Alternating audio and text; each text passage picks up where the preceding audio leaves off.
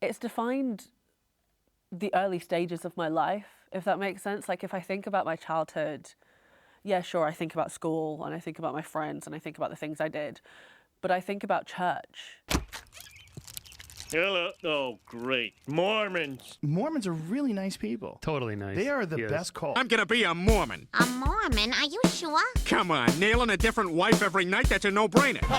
The Latter-day Saints. Mormon. Mormon. A Mormon? The Church of Latter-day Saints. The Church of Jesus Christ of Latter-day Saints. There tends to be a lot of negativity surrounding the word Mormon.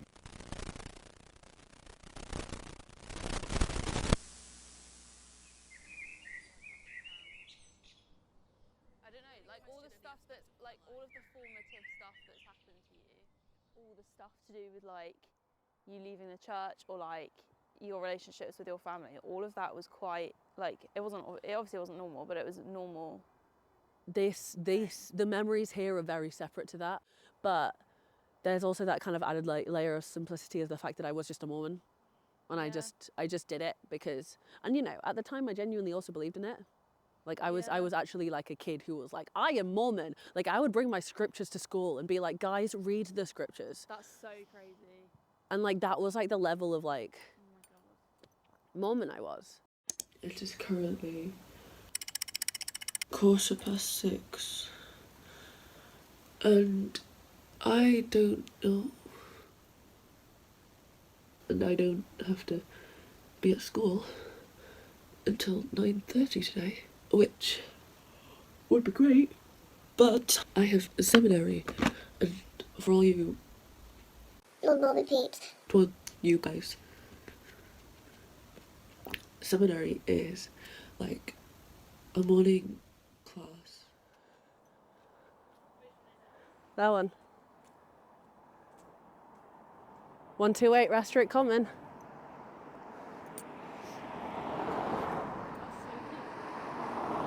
So like bear in mind as well, it has 3 bedrooms, and by the time we moved out, my parents had 6 kids. You see these 2 hills, because people would go round them so quickly that because we lived there and we had 2 outdoor cats, 2 different cats got hit by cars on this road. The first one was Nosy. It was part of the 2, Nosy and Naughty, because we'd always get them in pairs. They were brothers. My mum got them before I was born while she was struggling with fertility issues. And so she always said that they were like her first kids. And then Naughty got hit by a car. And then Nosy lived till 17. Nosy was like older than me because he died when I was like 15 and he was 17. And then when we went to Doncaster, we got 2 more cats, Dipstick and Oil Spill. Because Dipstick had a like dipped tail and Oil Spill was like black on the top, and then it like spilled into white. You can tell that it was kids who thought of the names because it was all based on like appearance and like vibe. Yeah. And general vibe. But then they gave Dipstick and Oil Spill away when we moved to America because they could take the dogs but not the cats. I was salty as fuck. Oh, could you not keep them? I couldn't have in my house because cats are expensive. Yeah, facts. She was working part-time as an A-level student. Part-timer. Inception. Are we zooming? Yeah. This is wild. Wow. This is what's going on. Maybe this is how... Maybe this is how... This is just how she rolls. Yeah. Maybe this is how we can get you into the documentary like they want. There we go. What, me or Hal? No, Hal. You know how they're like, we want Hal in the documentary. Yeah, let's get all 3 of us in. Yeah. This is how we get you in. This is like Inception, what the fuck? I'm genuinely not, I'm not against that.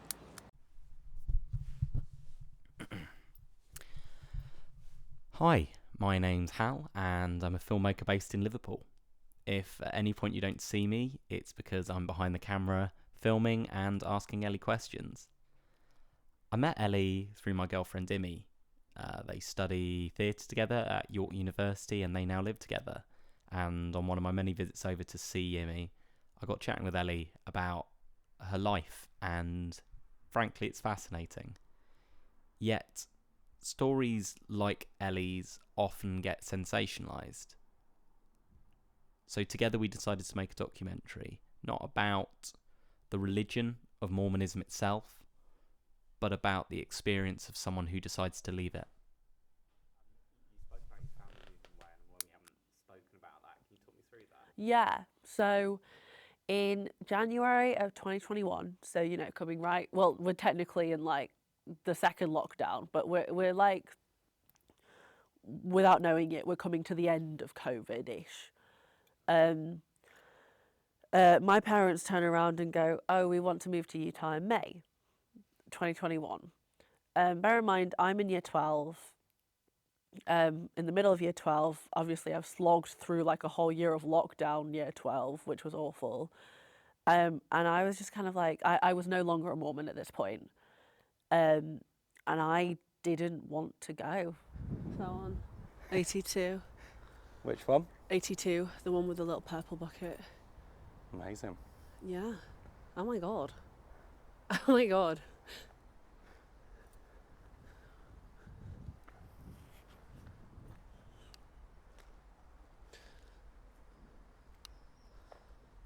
So how long since you've been here, Ellie? Since like January 2022.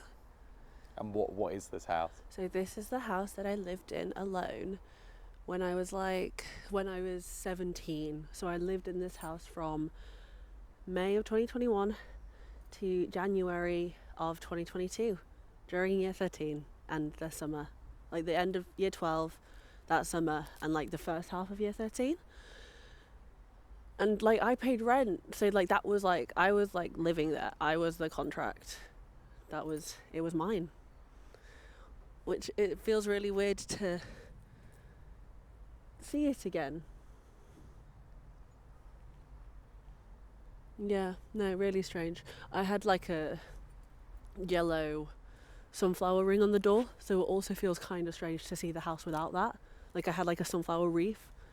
Not happy with how they've changed. No, I don't like the purple bucket. I don't know what that is. So do you have fond memories of being here?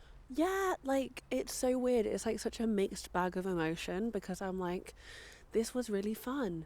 And it was kind of cool to live in a house by myself. And like I got to throw parties and there was no bothering the parents because there was no parents. And so it was just kind of like, yeah, it was fun. And I got to have friends over and I felt so old and adult. But also like I went through some of the hardest times of my life in this house. And so it's just kind of like, it does evoke a really strange clump of different emotions because it was such a weird experience, both in a good way and a bad way. How good were the parties? They were good. Like my 18th birthday party was in this house and oh my God, like it was good. Because we just didn't have to worry about anything. Like I had like a summer party, I had an 18th birthday party, I had like a Halloween party, we had like a little Christmas do. Because I'm a host, like I love hosting and I always have. So like it was fun to be able to be like, come to my house, we're doing a whole event. But also like, you know, I had to process my family leaving in this house alone.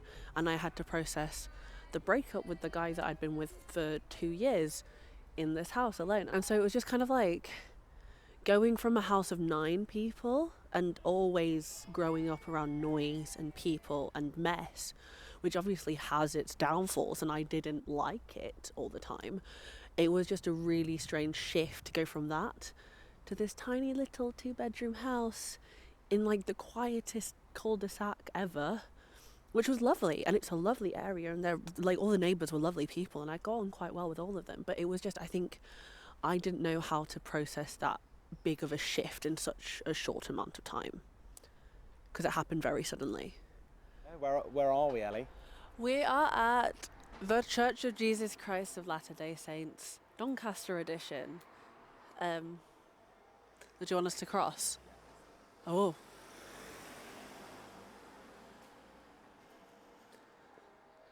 But more specifically for you, where are we? The church that I went to basically until I decided to leave. This was like the church that I was a teenager at. Where are you going? Science school.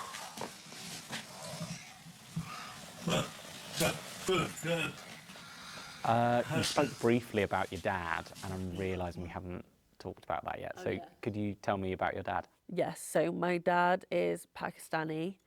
He was born in Pakistan, and around the age of 8, I believe, he moved to England with his family because his dad got a job as a doctor here. Hey Ellie, do you like school? Wear my hat. Where's your hat? But yes, he was born and raised a Muslim in the Islam religion.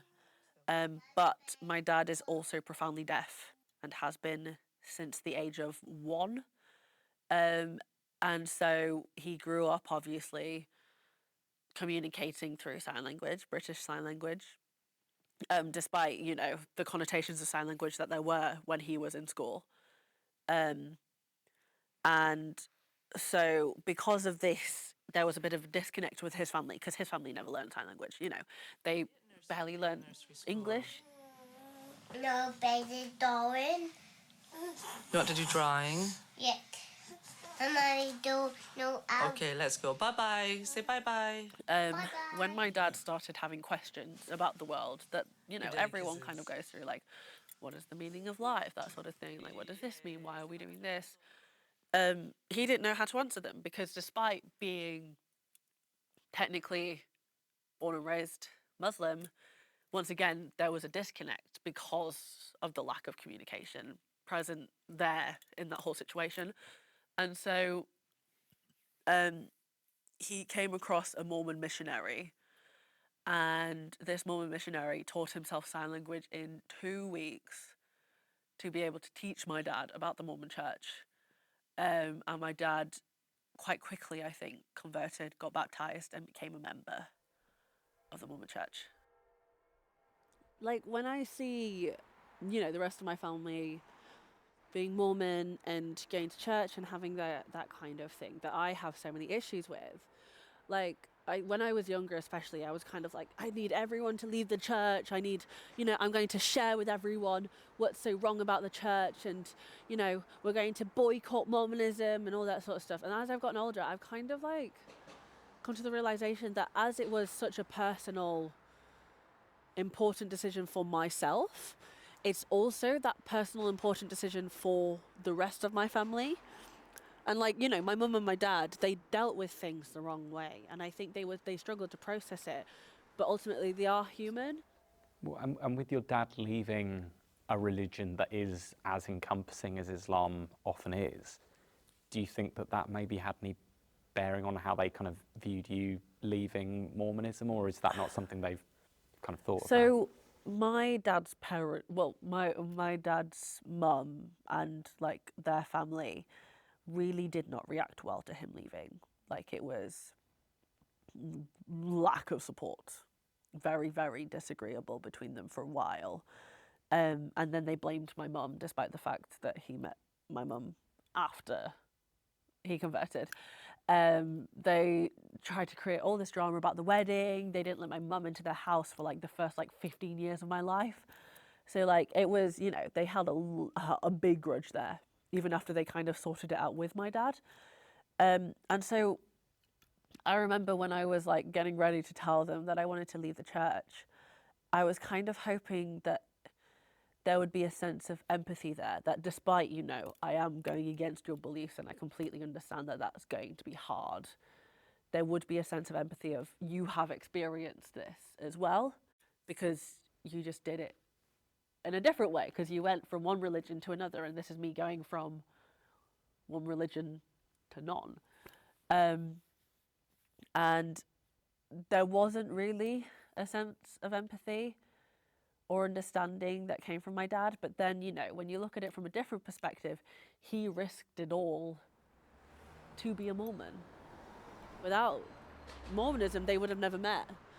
And so I think there's a special kind of place Mormonism has for them, and I would never actively want to take that away from them just because I don't believe in it.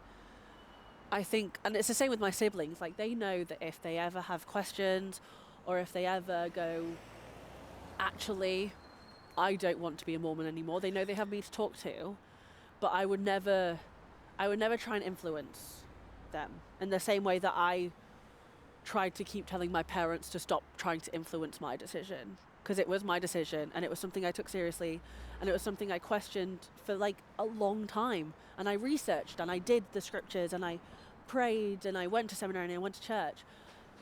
And so the decision I came to was like a culmination of all these things. And that was something I took very seriously. And it was personal. And so I think for everyone else, it's also personal for them. And I would never want to be the guy that goes, actually, no, you're wrong. Or actually, no, you should do this instead. Because it's their own choice, you know what I mean? Like, I just want all my siblings to be happy. I want them to feel loved and appreciated. I want them to be secure in who they are, whatever that is.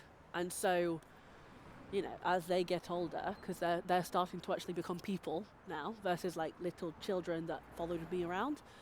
And so I think, yeah, they just know that I'm here if they need to talk. But when it comes to me kind of having a preference for them, I just want them to do what's best for them, which could be Mormonism. And, you know, Do you think it is? potentially. I mean, I think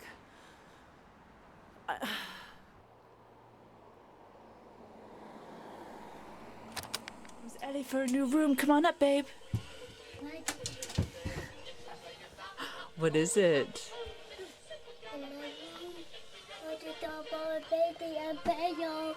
Yeah.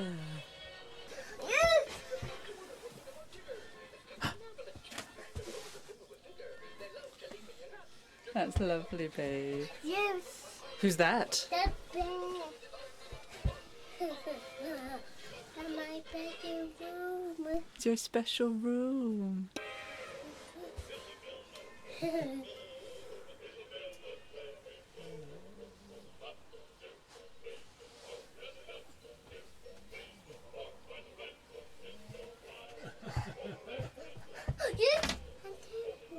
It is.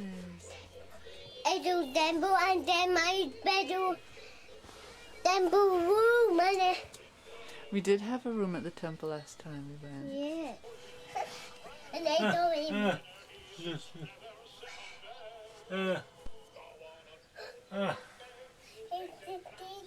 Yeah. Oh, that's all my room. An angel. Angels. If you could be Mormon and believe, would you choose to? I think at this point, no. I think there was a time where I almost wished that I could just kind of ignore it and kind of be like, yeah, but it's fine. It's fine. All these issues that I'm finding, they're fine. All the feelings that I'm feeling, but it's fine. Because people just go through hard times and it's fine. But I think now, no. Because without Mormonism, I've actually been able to live my life the way I wanted to. Even, you know, it sounds so stupid, but drinking, you know, going out with my friends at uni, having a coffee in the morning, being able to show, you know, wear a strappy top in the summer, like those things which are so normal to everyone else. I didn't have that until I was 16. And so I think I wouldn't go back to not having that. Because life is better with it. We're at a really good place, and I'm glad we are. It's nice. What does it mean for it to be in a good place? We just kind of, it's you know, like a mother-daughter, father-daughter relationship without the complications of Mormonism. We don't talk about it much. You know, like sometimes when I visit, like for example, last Christmas, I went over for Christmas and I went for the Christmas church thing the Sunday before Christmas for no other reason than the fact that they asked me, and I was like, sure, like I know it means something to them and it's an hour of my time, so become more into just a like apathy. I don't really care anymore. But there was a phase where I was like, how dare Mormonism define me? I'm trying to get away from this church and these teachings and I don't want them to be a part of me. But I think, you know, again, as I've gotten older, I think it's just accepting that it is a part of me and it was a part of my life for a very long time, and then it defined my life even after I left because of decisions that were made. And that's just gotten, you know, how it goes. But I think, you know, I don't think I ever want it to be the only interesting thing about me. I want to keep myself interesting in other ways. And it's almost like a motivation to do more with my life and be even more interesting. Just so then, you know, because my backstory is cool. I have a cool backstory. It's complex. It's interesting. I want to also have a cool rest of my life. You want something to come before X. Yeah, like I want, you know, if I become successful as an actress, I don't want to be known as Elly Nisar, the ex-Mormon. I want to be known as Elly Nisar, the amazing actress who's done all these things and is also ex-Mormon. Definitely. And so, like, I don't mind Mormonism being a defining part of me. I just don't want it to be the only defining part of me. And I guess that's up to the future. Absolutely. But yeah. I don't think I'd quite realised what I hoped to achieve from this documentary, nor truly the message of it until now that it's almost entirely finished. It's easy to look from the outside in and marvel at situations without truly considering their effects. I took for granted that coming away from your family's religion isn't just a lifestyle change, but a complete rejection of the way that they perceive reality. And yet, for all the destructiveness the church has had on her life, to me, Elly still seems positive about it. Elly has explained to me that she feels she's now in her final form, now she's away from the church. Yet, everything about her that is kind and generous is something that she attributes to her upbringing as a Christian oldest sibling.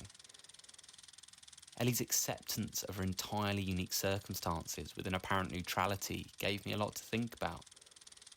And whilst I find it slightly hard to believe you can be neutral on such a radical change, I do think that the contentment Elly has found is something to be admired, and is something that I hope to take with myself going forward. So cheers, Elly.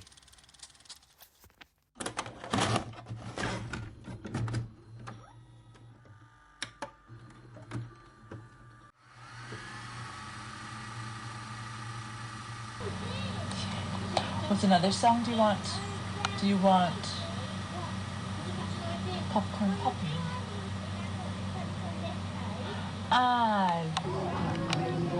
What did I say? Popcorn popping on the apricot tree.